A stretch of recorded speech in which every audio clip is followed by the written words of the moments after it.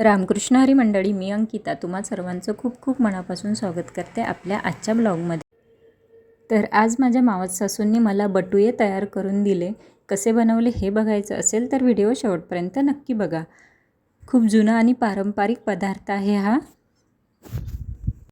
चला तर मग व्हिडिओला सुरुवात करूया. तर हे बटुये तयार करण्यासाठी आपल्याला लागणार आहे जाड रवा, जो सुजी रवा असतो तो. सोळ्याचं आपल्याला जसं पाहिजे तसं जाडा रवा मीठ सोडलं की बारकं पीठ असं असं असं असं तळवायचं त्याच्यावर. कोरडा आहे वलसर करून घ्यायला लागतं पहिलं वलसर करून घ्यायचं. जेवढं पाणी सपाटलं तेवढं वलसर केला की त्याच्यावर बारीक पीठ चढत राहायचं पिठी साखरसारखं. कोरडा रवा लावा लागतो. हा घरचा रवा आहे ना. हे जाडच पाहिजे. जाडं असलं की त्याच्यावर बारकं पीठ लवकर चढतं. सुजीसारखा रवा घ्यायला लागते पहिले जाडसर,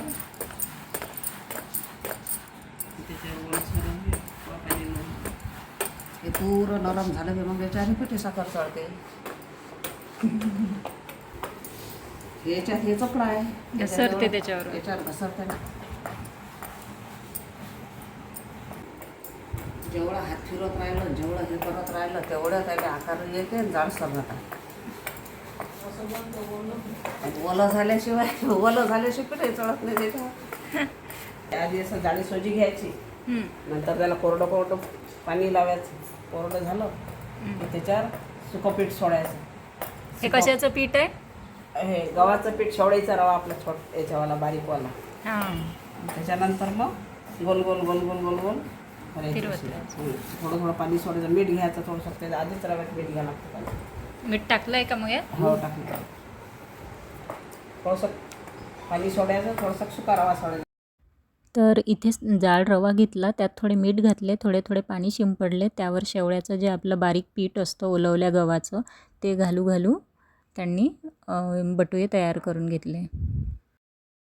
ओलं झालं हात फिरत राहिलं की त्याला आकार येते. जाळा रवा असते पाणी ओढून घ्यायचं. थोडं थोडं पाणी सोडायचं लागतं.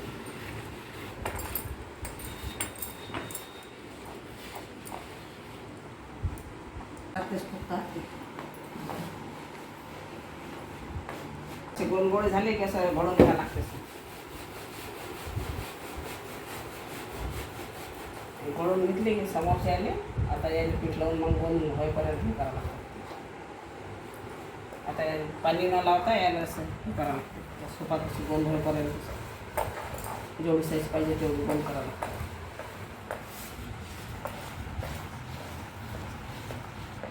ते फुटत नाहीत का मग? नाही, हे आता पीठ घेऊन ते आपल्या साईज पाहिजे तेवढी करायला हात लागतं. त्याच्यावर हलका फिरावं लागते. हलका फिरायला लागते. दाबलं की फुटत अशी. दाबलं उलटाच होते त्याचा. चापट येतात ते जास्त हात हात फिरवावं लागते. काळ करावं लागतात ना समोर.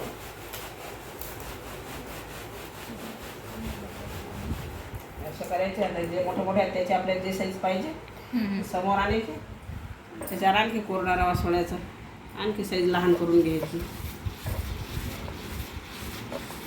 आपण मग तसे छोटे होतात.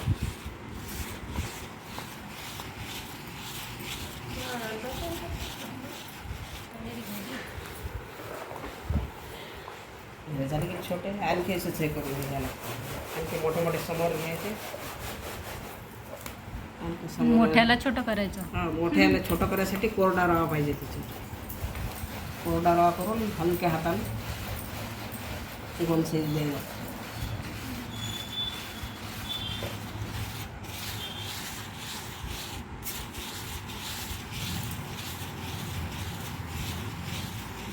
खूप लहान कोरडं.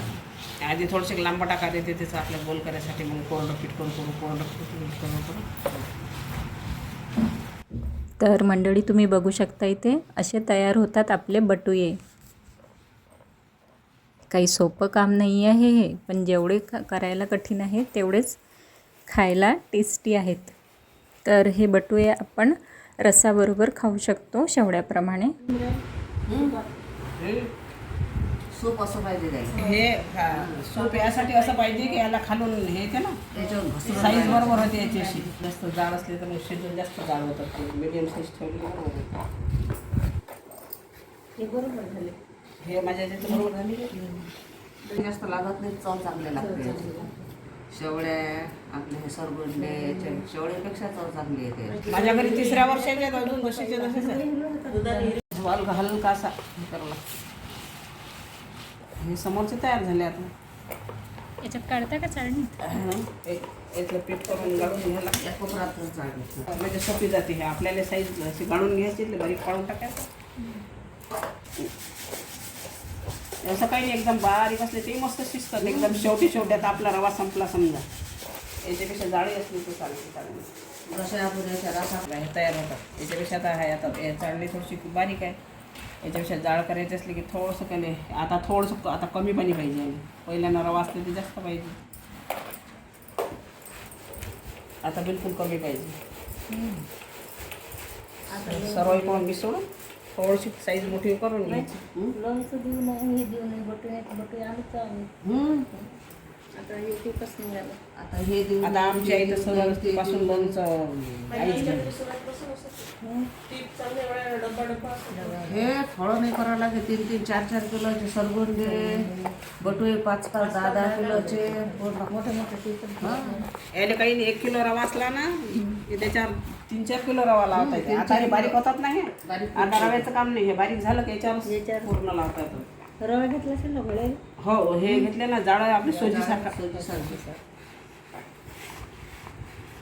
याच्यावर साईज मोठी करायची असली तर रवा चवळत राहायचा आपल्याला पाहिजे तेवढा. आता आणखी तसं करतो. मीठ पूर्ण टाकून घ्यायचं. आता 2 किलो 3 किलो रवा असला की नाही तर मीठ जसं चवीला पाहिजे तसं त्या जाळ्या याच्यात टाकून घ्यायचं. थोडा ठेवायचं सुरुवात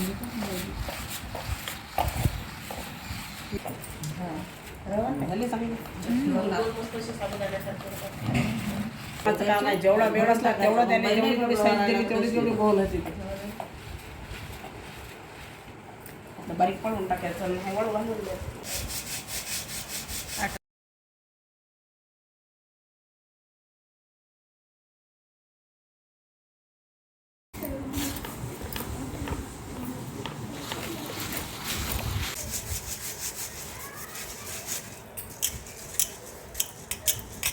पाहिजे थोडासा रवा सोडला की ते साईज होऊन जाते त्याची.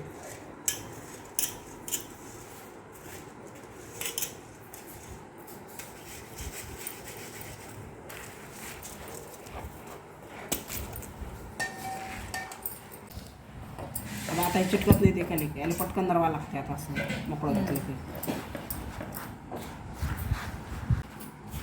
जेवढा त्या हात फिरला तेवढा त्याला आकार येते.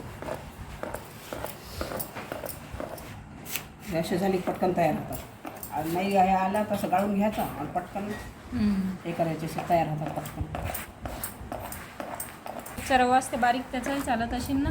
हो, त्याचे येते. आपल्या इथं हा बारीक जरा नसला तर विकतचा तो एकदम 0 नंबरचा रवा आणायचा. त्याचे ते पांढरे शुभ्र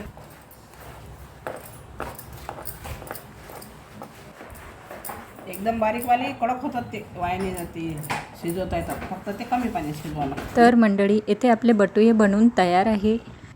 आता हे बटुये आपण उन्हामध्ये 1 ते 2 दिवस वाळून घेणार आहोत. तर इथे तुम्ही बघू शकता आपले 2 प्रकारचे बटुये इथे तयार झालेले आहेत. हे बघा, हे बारीक आहेत थोडे.